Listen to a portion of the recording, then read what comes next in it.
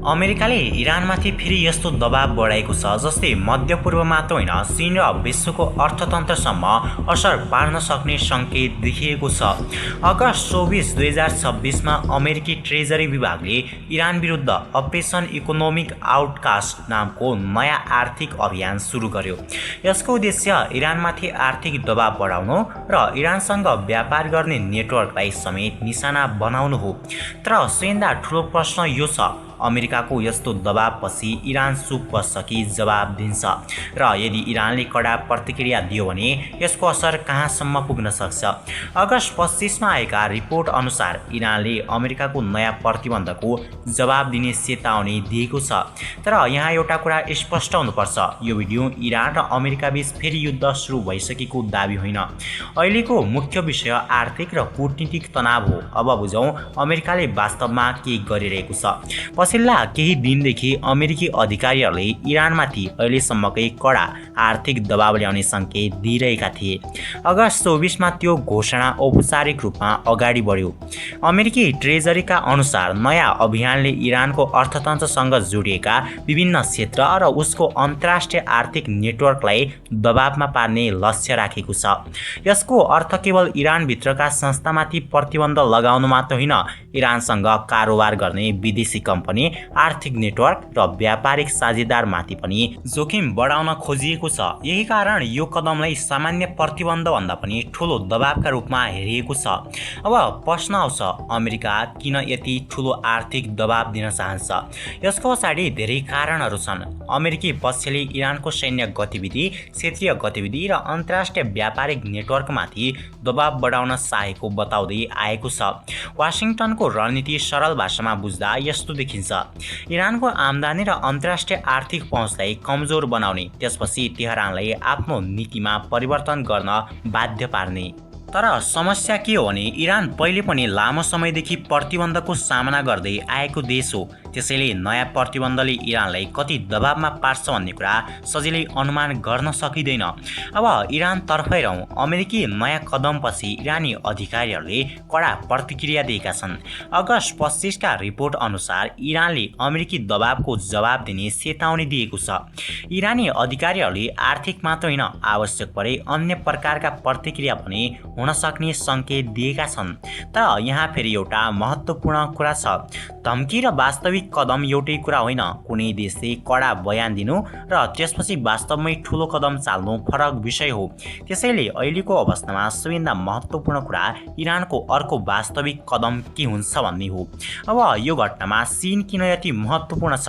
यसको उत्तर इरानको तेलमा लुकेको छ। पछिल्ला वर्षहरूमा चीन इरानी तेलको प्रमुख खरिदकर्ता रहँदै आएको छ। अमेरिकी दबाब बढ्दै जाँदा चीनसँग इरानको तेल व्यापारमा पनि बढी ध्यान जान थालेको छ। पछिल्ला रिपोर्टहरू अनुसार अगस्तमा चीनतर्फ इरानी तेलको प्रवाह जुलाईको तुलनामा घटेको देखिएको छ। तर चीन अझै पनि इरानको तेल व्यापारका लागि महत्त्वपूर्ण बजार हो। यही कारण अमेरिका र चीनबीचको सम्बन्धले पनि यो घटनालाई थप जटिल बनाउँछ। अमेरिका इरानमाथि दबाब बढाउन चाहन्छ, तर चीनले एकतर्फी अमेरिकी प्रतिबन्धलाई समर्थन नगर्ने आफ्नो धारणा राख्दै आएको छ। त्यसैले वाशिङटनले इरानमाथि दबाब बढाउँदा बेजिङसँगको आर्थिक सम्बन्धको प्रश्न पनि अगाडि आउँछ। अब अर्को महत्त्वपूर्ण स्थान हो हर्मुज जलद मरुमध्य। यो विश्वको ऊर्जा व्यापारका लागि अत्यन्त महत्त्वपूर्ण समुद्री मार्ग हो। इरान र अमेरिका बीच तनाव बढ्दा विश्व बजारले सबैभन्दा पहिले यही क्षेत्रमा हुने घटनालाई ध्यानपूर्वक हेर्ने गर्छ, किनभने यहाँ व्यापारिक जहाजको आगमन प्रभावित भयो भने तेल र ग्यासको आपूर्तिमा चिन्ता बढ्न सक्छ। अहिलेको तनावमा पनि हर्मुजसँग जोडिएका गतिविधिहरूले अन्तर्राष्ट्रिय बजारलाई चिन्तित बनाइरहेका छन्। केही रिपोर्टरले समुद्री आगमनमा ठुलो गिरावट आएको उल्लेख गरेका छन्। यसको असर केवल अमेरिका वा इरानमा सीमित हुँदैन। तेलको मूल्य बढ्यो भने संसारका धेरै देशमा पेट्रोल, यातायात र उत्पादन लागतमा असर पर्न सक्छ। अर्थात् मध्यपूर्वमा भएको एउटा राजनीतिक निर्णय हजारौं किलोमिटर टाढा रहेको देशका मानिसको दैनिक जीवनसम्म पुग्न सक्छ। अब अर्को प्रश्न, के यो तनाव फेरि ठुलो युद्धतर्फ जान सक्छ? यसको सिधा उत्तर अहिले कसैले दिन सक्दैन, किनभने युद्ध हुन्छ वा हुँदैन भन्ने कुरा धेरै पक्षको निर्णयमा निर्भर हुन्छ। अमेरिका कति अगाडि बढ्छ, इरानले कस्तो प्रतिक्रिया दिन्छ, चीनले कति सहयोग गर्छ, क्षेत्रका अन्य देशहरूले कस्तो भूमिका खेल्छन् र सबैभन्दा महत्त्वपूर्ण कुरा कूटनीतिक संवाद फेरि सुरु हुन्छ कि हुँदैन।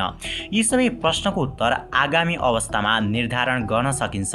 अहिलेको अवस्थामा एउटा कुरा भने स्पष्ट छ, अमेरिका आर्थिक दबावलाई अझ ठूलो बनाउँदैछ। इरान त्यसको जवाब दिने चेतावनी दिइरहेको छ।